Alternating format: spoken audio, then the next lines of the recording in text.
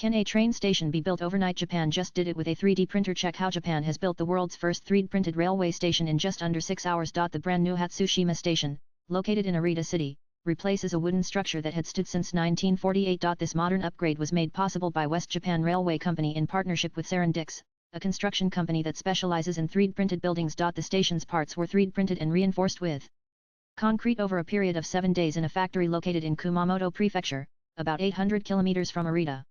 These prefabricated parts were then transported by road and arrived late on 24 March. Since construction work near live train tracks can only happen at night, everything had to move quickly. After the final train of the day left the station at 11:57 p.m., a team used cranes to fit all the pre-made pieces together.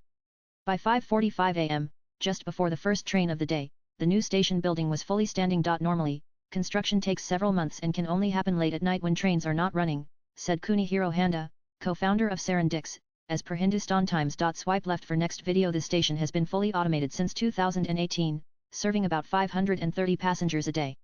Though the main structure is complete, some finishing touches like ticket machines and smart card readers are still being added.